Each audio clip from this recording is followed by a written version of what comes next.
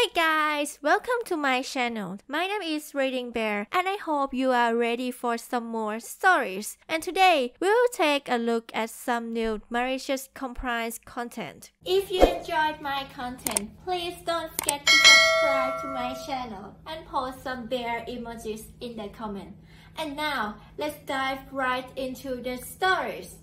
First one is titled, I parked exactly where you told me to.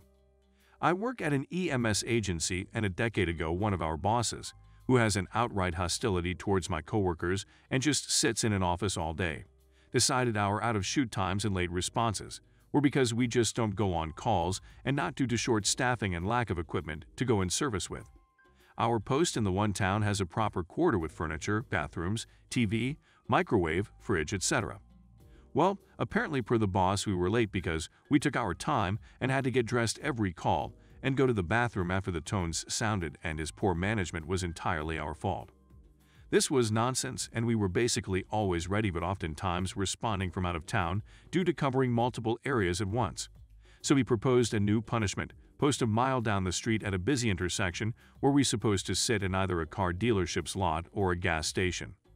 We had very good relationships with these businesses and asked them to complain about our loitering, to which they did. Boss man didn't care and told us to figure it out. We aren't going back to sitting on our butts all day. We work 12-hour shifts, and access to quarters in between calls is not asking much, and that certainly wasn't why we missed response times. It was poor resource management on his part.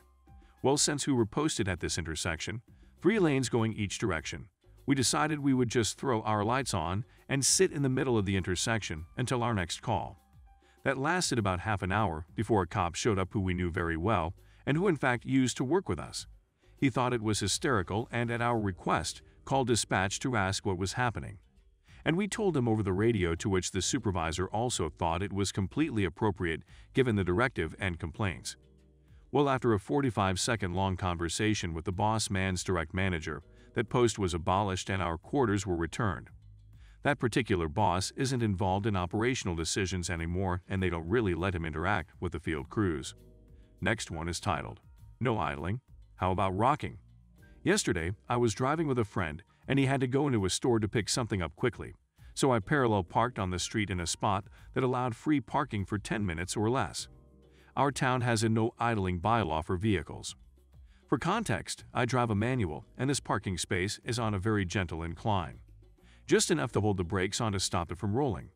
I'm sitting there, engine running, when I hear a tap on the window, and a bylaw guy with a power trip comes up to my car.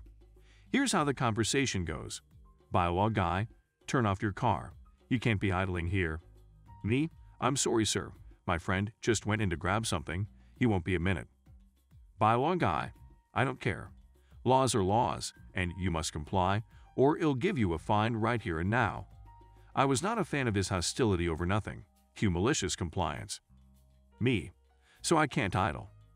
Bylaw guy, no. Turn off your car, right now. I put the car in gear, release the brake, let it roll back enough that I don't touch the car behind me, and gently let off the clutch until it rolls forward, never breaking eye contact with him. Bylaw guy, turn off your car. Me, hey, you said no idling. My car is moving back and forth, so I'm not idling. And you know that if you find me for rocking like this that it wouldn't hold up in court since I'm not idling. And good luck lying about it. I point to my dash cam. So either find me or I'll call an actual cop to get you to stop harassing me. What will it be? You could almost see the steam coming from his ears, just as my buddy comes back. I give him the biggest poo-eating grin as we drive away.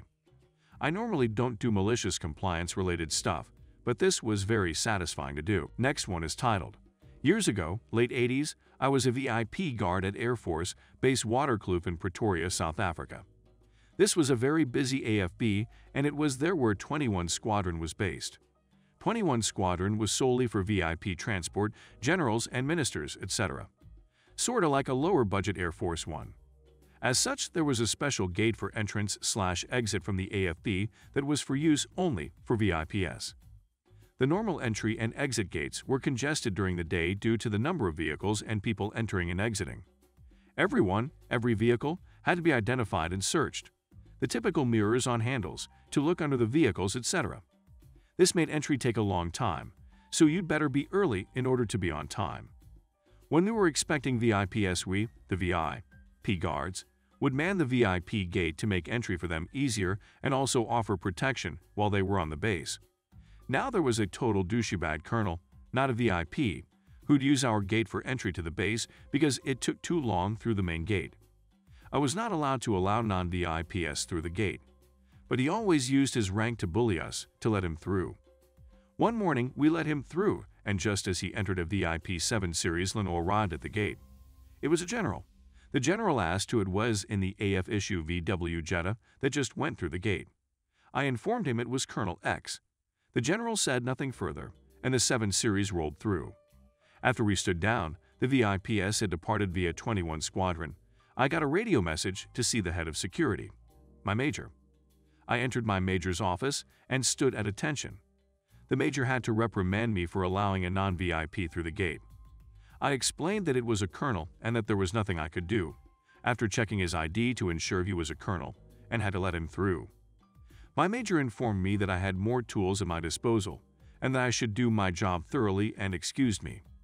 About an hour later, still upset that I'd been chewed out because of this colonel, I suddenly realized that my major was spot on the money. It was a couple of days later when we next manned the VIP gate. The colonel drives up in his Jetta. I march out to the driver's door, salute, and ask for ID. The colonel is upset, but shows his ID. I ask him to step out of the car. He asks why, and I tell him it's my job.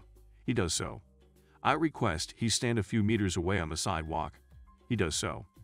I then get the mirror for looking under the vehicle, and then go ever so slowly around the vehicle looking in every nook and cranny, like we do during normal checkpoints. Then I open the driver's door and look through everything I can find on the driver's side, including spending a couple of minutes checking under the driver's seat and pulling the floor mats out. I do the same for the passenger door, the glove box, etc. Then it's the turn of the back seats. I check them totally thoroughly as well. I then open the hood and check to make sure there's no contraband/explosives, etc. under the hood. Then I go to the boot/trunk. I remove the carpet to check the spare wheel. I remove the spare wheel and the jack and tools, etc. I search the car to the best of my knowledge. It took about 25 minutes. All the while the colonel is staring daggers at me. I then carefully put everything back, including spare wheel, jack tools, all the floor carpets, etc. Another 8 or so minutes wasted. Then I give the all clear to my guards at the gate. You may open the gate and allow the colonel to enter. He got in the car and drove through the gate.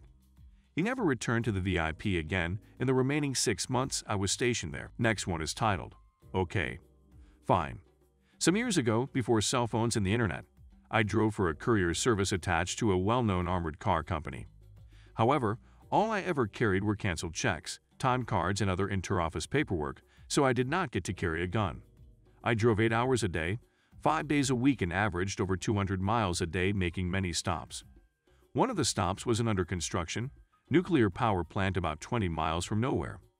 Even though it was still under construction and no uranium on site, the place still was ringed with 6-foot-tall chain-link fence topped with barbed wire and armed guards and little houses at every gate. My company's contract was that I picked up the union workers' time cards on Monday, and on Friday I brought back the union workers' paychecks. For the first month or so I had no problems getting into the site. After all, I was dressed in a uniform with armored car company logo patches and driving a car painted with the same logo. Then came the day. On that Monday I had no problem picking up the time cards. However, come Friday, I pulled up to the main gate as usual. What I assumed was a new guard came out of his shack and asked what I wanted.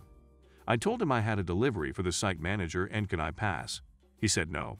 I told him I had the paychecks for the union workers and asked him to call the site manager. He refused and told me to leave. Having a number of other stops, I threw the package of checks on the passenger side floor and did what he ordered. I planned to return the checks that night with the other paperwork I sent to the main office on our private plane. I finished my work and went home.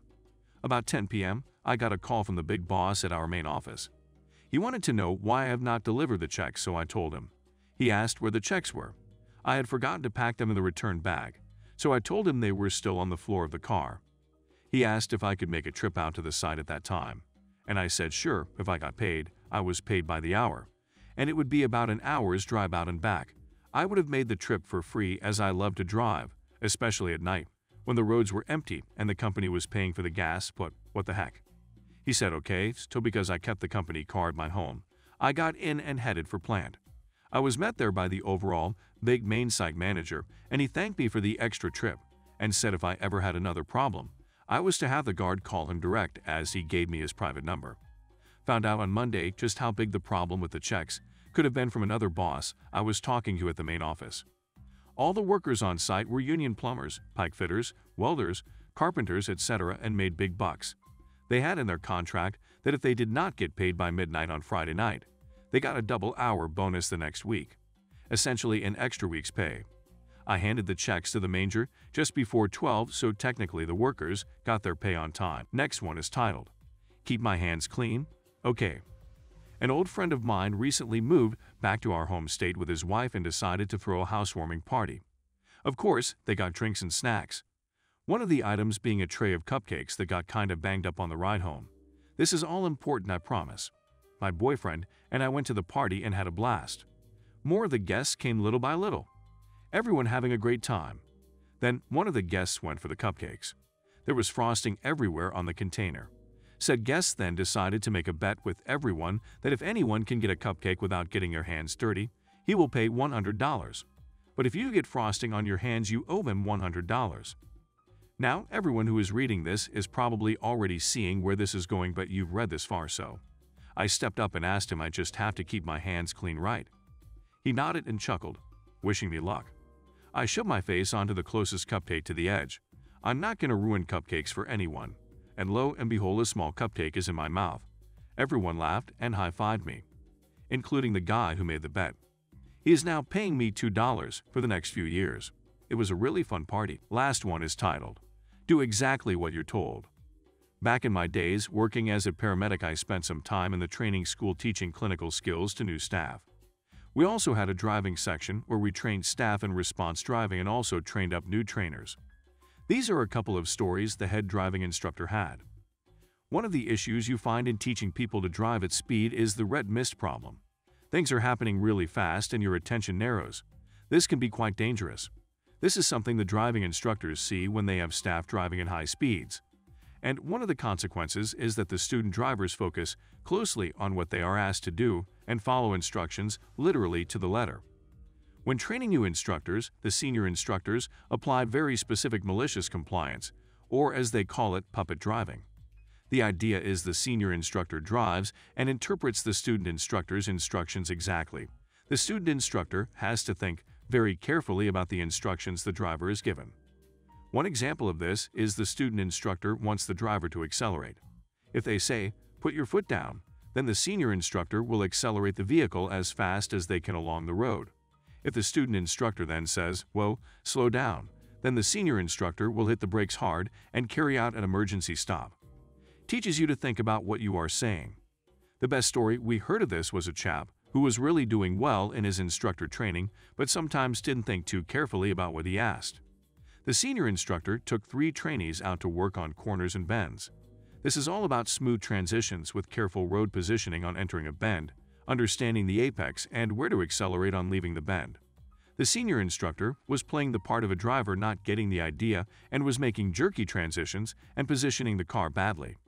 They were following a civilian who was taking a really nice line in the bends, so the trainee instructor said follow their line, so the senior instructor followed the instructions exactly. The drive was out in Lincolnshire in the UK, a flat county, few hills, fast roads, and some nice corners and bends.